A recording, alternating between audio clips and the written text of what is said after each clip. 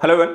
भारत में एक देश एक चुनाव को लेकर लगातार चर्चा हो रही है और आज हम यहां पर इस वीडियो में समझने का प्रयास करेंगे कि एक देश एक चुनाव की प्रक्रिया क्या है, इसके क्या मायने हैं, क्या और कैसे यह संभव हो सकता है और इससे संबंधित यहां पर किस किस तरीके की परेशानियां, चुनौतियां या फिर आपको देखा जाए तो संवैधानिक संशोधन करने पड़ेंगे।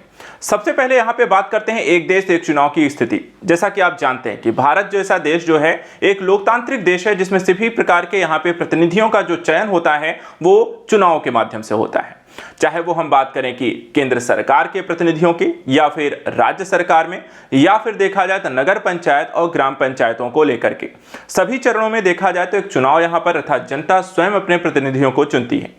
लेकिन इन चुनावों की स्थिति में होता क्या है कि आपको हर साल कोई ना कोई चुनाव यहां पे सामना करना पड़ता है, जिसके कारण कभी धारा 144 लग जाती है तो वहां विकास, अन्य प्रकार की प्रक्रियाएं, डिसीजन और कह सकते हैं कि एक विकासात्मक स्थितियों के लिए जो गति होती है उसमें रुकावट पड़ती है। इन्हीं सारी चीजों को ध्यान में रखकर प्रशासनिक, राजनीतिक और यहाँ पर विकासात्मक आर्थिक स्थितियों को चुनाव प्रक्रिया से बाधित ना हो पाए, इस चीज को ध्यान में रखते हुए प्रयास किया जा रहा है कि भारत में एक देश एक चुनाव की यहाँ पे प्रक्रिया को लागू किया जाता है, वन नेशन वन इलेक्शन। क्या ये संभव है? इसको संभव कैसे बनाया जा सकता है? तो इस प्रक्रिया को हम पहले आज इस वीडियो के माध्यम से पूरा समझेंगे। आप वीडियो को पूरा देखिए ताकि आपको एक समझ में आ जाए ये मुद्दा क्या है और इसके विभिन्न पहलू क्या हैं। हम एक एक करके इनके विभिन्न मुद्दों की चर्चा करते चलते हैं। सबसे पहले देखा जाए तो क्या है एक देश एक चुनाव की स्थिति, उस पर नजर डालते हैं। देखिए, एक देश एक चुनाव का मतलब हुआ कि भारत में होने वाले जो चुनाव हैं मूल रूप से लोकसभा और विधानसभा, ठीक है, लोकसभा और विधानसभा के जो चुनाव होते हैं जो कि अलग अलग समय पे होते हैं। जैसे कि आप यूपी में देखिए 2024 में यहाँ पे लोकसभा चुनाव होगा और उसके बाद अगर हम देखें 2027 में फिर से विधानसभा चुनाव होंगे, फिर उसके 2 साल बाद यहाँ पे देखा जाए फिर लोकसभा चुनाव 2029 में आ जाएंगे। तो यहाँ पे 2 साल 3 साल में स्थित तो लोकसभा विधानसभा के चुनाव आपको होते रहते हैं, जिससे कि यहाँ पर आपको प्रक्रिया बाधित हो रही है। तो इसको अगर हम एक साथ कराते हैं तो इसी को कहा जाएगा एक देश एक चुनाव की प्रक्रिया। और इसको लेकर देखा जाए तो जो भारतीय प्रधानमंत्री हैं नरेंद्र मोदी, उन्होंने लोकसभा विधानसभा चुनाव को एक साथ कराने पर जोर भी यहां पर दिया है और ये बात देखा जाए तो 2014 के लोकसभा चुनाव में ही कही गई थी। लेकिन अभी तक देखा जाए यहां पर 2014 के लोकसभा चुनाव में जीतने के बाद 2000 को देखा जाए तो फिर 19 का हुआ और उसके बाद अब 2024 का होना है। 10 साल बीत चुके हैं। अब यहां पर क्या 2024 में होने वाला है, इसी की चर्चा हो रही है। इस चुनाव पे यहाँ पे देखा जाए तो एक तो खर्च का मुद्दा भी रहता है। जितने चुनाव उतना ज्यादा खर्च आता है। हर बार चुनाव कराने के लिए हर बार वोटिंग मशीन, हर बार यहाँ पे सिक्योरिटी, हर बार प्रशासनिक गतिविधियों को परिवर्तित करना और अन्य चीजों पर खर्च यहाँ पर बड़े स्तर पर होता है, तो जिसका बोझ जो होता है केंद्र और राज्य सरकारों पर आता है। तो एक चुनावी जो खर्च होता है वो भी बहुत ज्यादा होता है। और राष्ट्रीय मुद्दों के सामने देखा जाए तो क्षेत्रीय मुद्दों को यह भी यहाँ पर देखा जाए तो आपको प्राथमिकता प्रभावित हो सकते हैं। एक चीज यहाँ पर लेकिन हो सकती है जो नेगेटिव एस्पेक्ट यहाँ पर है, तो पॉजिटिव नेगेटिव दोनों ही पहलू हैं, उन पे भी हम यहाँ पे नजर डालते चलेंगे। सबसे पहले देखा जाए तो एक राष्ट्र एक चुनाव की स्थिति को लेकर सरकार ने यहाँ पे कब से स्थिति प्रारंभ की, कब से यहाँ पे इस घटनाक्रम को अंजाम दिया। ऐसा नहीं कि अचानक ये घोषणा कर रहे हैं। जैसे कि हमने देखा 2014 में सबसे पहले बात की जा चुकी थी कि एक राष्ट्र एक चुनाव होना चाहिए। उसके बाद देखा जाए तो एक यहाँ पर आयोग को गठित किया गया 2018 में, ठीक है। विधि आयोग ने 2018 में 4 साल बाद यहां पर इस पर एक रिपोर्ट भी सौंपी। रिपोर्ट क्या थी? इसमें देखा है तो रिपोर्ट के में जो विधि आयोग ने कहा है कि एक राष्ट्र एक चुनाव को लेकर केंद्र सरकार को जो सौंपी गई रिपोर्ट है, जो ड्राफ्ट है, उसमें इस देश के लिए एक अनुकूल बताया था। एक राष्ट्र एक चुनाव की स्थिति कराने के लिए भारत जो देश है, जो एक राजनीतिक माहौल है, वो यहां पर देखा जाए आपको जो लोकतांत्रिक प्रक्रिया है वो तैयार है। उसमें यहां पर कोई विरोध दर्ज नहीं कराया गया, तो एक तरीके से कहा जाए सपोर्ट किया गया है एक देश एक चुनाव की स्थिति को लेकर के। रिपोर्ट में कहा गया कि एक साथ चुनाव होने से जनता का पैसा बचेगा, प्रशासनिक व्यवस्था, सुरक्षा बलों पर बोझ कम होगा और सरकारी नीतियां आसानी से आम लोगों तक पहुंच सकेंगे। अर्थात रिपोर्ट में देखा जाए तो एक पॉजिटिव नोट के तौर पे काफी सारी बातें यहां पर लिखी गई हैं, कई यहां पे सिफारिशें की गई हैं, अपना पक्ष यहां पर रखा है।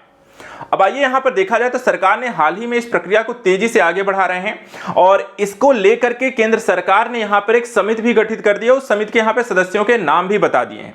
तो आप देख लीजिए कौन कौन से सदस्य यहां पर आपको शामिल किए गए हैं। तो केंद्र सरकार ने देखा जाए तो एक देश एक चुनाव के लिए 8 सदस्यीय समिति को यहां पर गठित किया है और इसके जो अध्यक्ष बनाए गए हैं वो आपके पूर्व राष्ट्रपति रामनाथ कोविंद को देखा जाए तो इनको अध्यक्ष बनाया गया है, चेयरमैन बनाया गया है इस समिति का।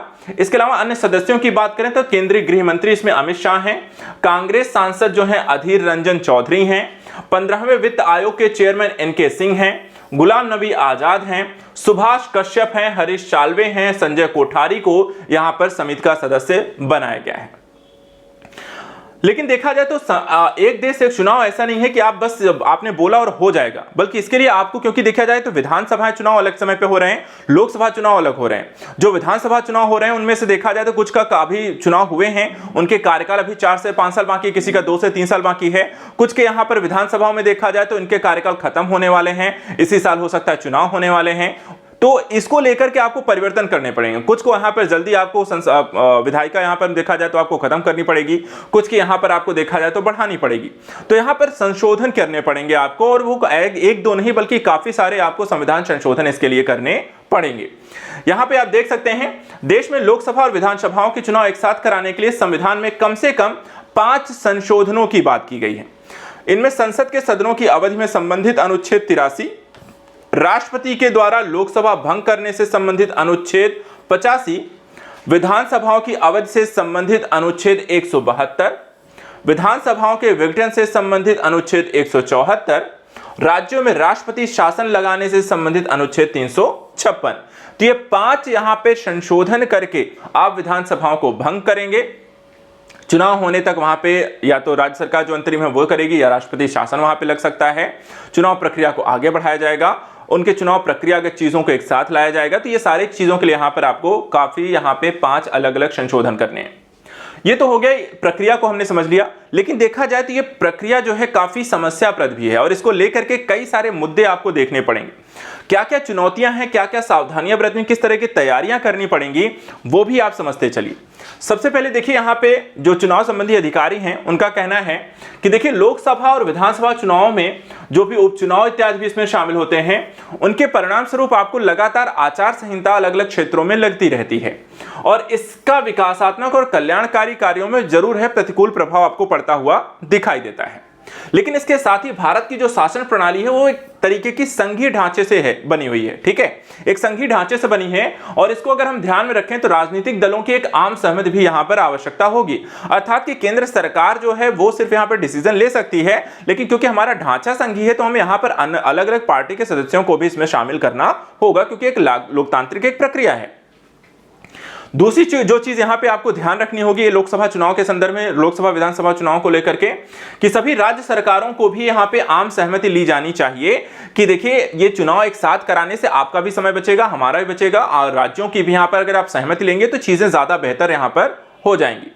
इसके अतिरिक्त देखा जाए जो ईवीएम यहां पर प्रयोग करते हैं, जो इलेक्ट्रॉनिक वोटिंग मशीन और वीवीपीएटी का जो प्रयोग करते हैं यहां पर, उसको लेकर भी कुछ चिंताएं इसमें बताई गई हैं। जैसे कि इसके लिए आपको अतिरिक्त संख्या में ईवीएम और वीवीपीएटी की आवश्यकता होगी, जिनकी लागत देखा जाए तो यहां पे हजारों करोड़ होगी, क्योंकि आपको एक साथ दोनों चुनाव कराने, तो इसलिए आपको एक साथ ज्यादा यहां पर ईवीएम और वीवीपीएटी की यहां पर आवश्यकता होगी, जिसके लिए खर्च यहां पर एक साथ ज्यादा बढ़ जाएगा।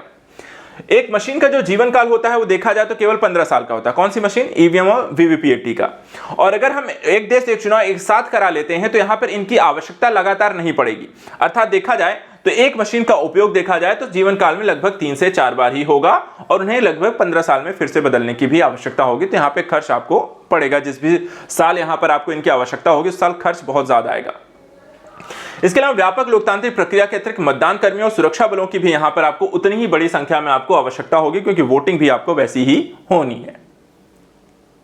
इसके अलावा अगर हम बात करते हैं कि क्या भारत में पहले भी क्या लोकसभा विधानसभा चुनाव एक साथ हुए हैं और क्या अन्य देशों में भी क्या ऐसी स्थिति है, तो जी हां, भारत में देखा जाए तो यह स्थिति पहले भी हुई है। 1962 तक देखा जाए तो यहां पर आपको लगातार चुनाव, आपको लोकसभा विधानसभा के चुनाव एक साथ होते रहे हैं। और वर्तमान समय देखा जाए तो विभाग से संबंधित कार्मिक लोक शिकायत कानून न्याय संबंधी संसद की स्थायी समिति ने अपनी 79वीं रिपोर्ट में भी यहां पर देखा जाए तो इस बात पर प्रकाश डाला था कि दक्षिण अफ्रीका में राष्ट्रीय और प्रांतीय विधानसभाओं के चुनाव भी देखा जाए तो 5 साल में यहां पर एक साथ होते हैं और नगर पालिका चुनाव देखा जाए तो 2 साल बाद होते हैं। तो इस तरीके से यहां पर अलग अलग देशों में भी यह स्थिति आपको लागू है। स्वीडन में देखा जाए उनकी संसद है रिक्सडैग में प्रांतीय विधायिका और काउंटी परिषद यानी कि लैंडस्टिंग और स्थानीय निकायों नगर पालिका विधानसभाओं के चुनाव जो है एक निश्चित तारीख पर यहां पे आयोजित कर लिए जाते हैं। ऐसा ही ब्रिटेन में है, जैसे कि संसद का कार्यकाल निश्चित अवधि के लिए संसद अधिनियम 2000 के द्वारा एक निर्धारित कर दिया गया है। तो इस तरीके से यहां पर आप देख सकते हैं कि यहां प्रक्रियाएं जो हैं वो निर्धारित हैं, उसी के अनुसार यहां पे काम किया जाता है। विश्व के अलग अलग देशों में भी देखा जाए तो एक साथ यहां पे चुनाव कराने की प्रक्रिया है। तो भारत अगर यहां पे 2024 में एक देश एक चुनाव की प्रक्रिया को लेकर आगे बढ़ता है तो ये न सिर्फ यहां पर कई मुद्दों को लेकर यहां पर फ्यूचर के दृष्टिकोण से यहां पर आपको प्रभावी हो सकता है, बेहतर हो सकता है, लेकिन उसके लिए वर्तमान में यहां पर काफी सारे यहां पर तैयारियां करनी पड़ेंगी और समय यहां पर ज्यादा बचा नहीं है। तो वहां पर काफी सारे संशोधन लोगों को तैयार करना, पार्टियों को, विभिन्न क्षेत्रीय पार्टियों को यहां पर उसके लिए राजी करना, संघीय ढांचे को बनाए रखना और कई अहम मुद्दों को भी सॉल्व करना होगा। तो आज के इस सेशन में इतना ही। नेक्स्ट वीडियो में कुछ और इंपॉर्टेंट टॉपिक को लेकर डिस्कस करेंगे। Thank you so much and good luck.